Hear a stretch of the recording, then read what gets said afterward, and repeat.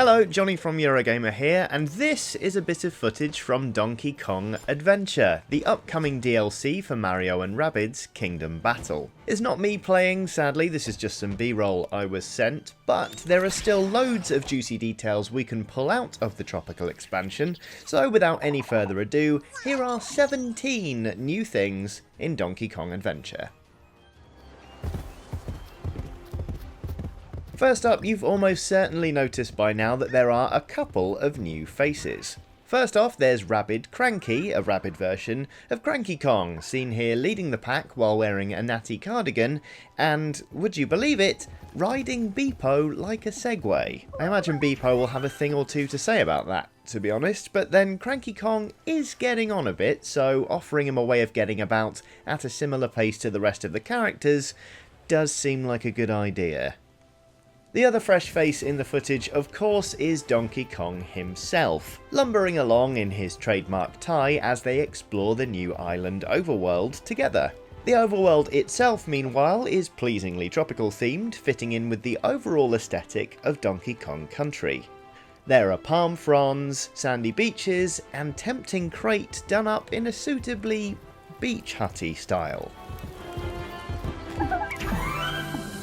We also get a glimpse at some more elaborate puzzles than the usual go here, press switch, go to different place, press other switch fare we're used to from Mario and Rabbids Kingdom Battle. Here we see a big gate flanked by two totems, each one made up of 3 different segments to form a Rabbid face. Over the door are some icons hinting at what it is you're supposed to do, and some torches indicating how close to success you are. Rotating the sections will light more torches until eventually, voila, you're through. Hopefully there are a few segments like this, as they seem pretty interesting, but either way it looks like there are lots of small details, in other words, that have gone into the design of the DLC to make the Kongs feel at home on this new adventure. Speaking of the new adventure, we actually get a glimpse at the story in part of the footage from the DLC.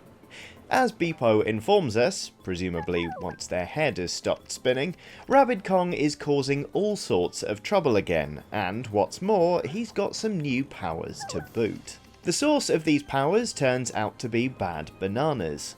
A close look shows they're infused with the same blue energy that started turning Rabbids nasty in the first place. As well as giving Rabbid Kong new powers, these bananas also give us an entirely new mission type. As Beepo explains, Rabbid Kong has hired some lesser Rabbids to stockpile and guard bad bananas for him, so he can top up on his newfound powers whenever he feels the need. In the new mission type, these caches become targets for you to destroy in order to advance, which is pretty interesting really. Apart from the boss fight with Rabbid Kong himself, Mario and Rabbids never really asks you to get to an area unless you're running away from something, and the offensive missions are all focused on taking out the enemy.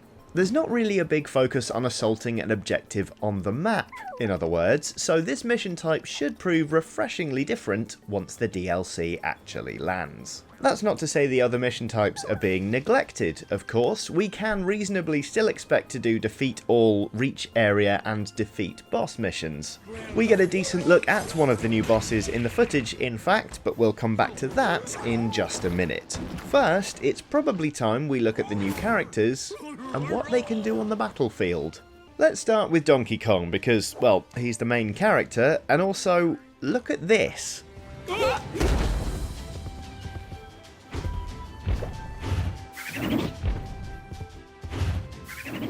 He is preposterously mobile. The levels in the DLC are littered with these new DK ramps, each allowing him to jump and swing across a gap like they're personalised warp pipes. Although, it should be noted warp pipes are still very much a feature, they just look like logs now. Either way, use these ramps correctly and DK suddenly has a massive movement range, which is extremely handy in light of his new movement ability. Basically, and I can't quite believe I'm saying this, DK can pick up a teammate like Rabbid Cranky and carry them across the map before launching them like a guided missile at the enemy. So suddenly this ridiculous movement potential doesn't just benefit DK, but can be used to ferry the rest of the team about and do some damage at the same time. The best bit is that this ability doesn't just work with your teammates. Along similar lines, if there aren't any allies going spare, DK can smash a piece of cover, carry that cover across the map, and then throw it at the enemy.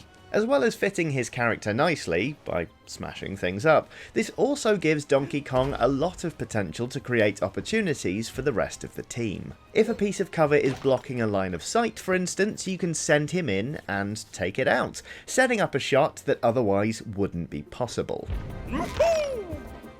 Even better than that, if a piece of cover has an effect like honey or bounce, it retains that status when DK picks it up, basically meaning he turns the cover into a launchable status effect. Oh, and did I mention he can also throw enemies and those little trundling bombs as well? Because he can do that too. There's basically nothing he can't pick up. In terms of his arsenal, the footage we were sent shows DK brandishing a banana-based weapon called the Potassium Pulverizer, which is to say he basically throws a massive banana, or banana-rang, at his enemies. It may not be sophisticated, but it certainly fits the character. With hands the size of Donkey Kong's, I'm not sure how big a gun would need to be in order to have a trigger he's actually capable of pulling. Either way, it has the potential to hit several enemies at once, and seems to have a pretty respectable range, so all in all, not bad. The Pulverizer is twinned with an ability called Hairy Eye, which is essentially the same as Mario's Hero Sight, allowing DK to get off a shot at any enemy that enters his line of sight during their turn.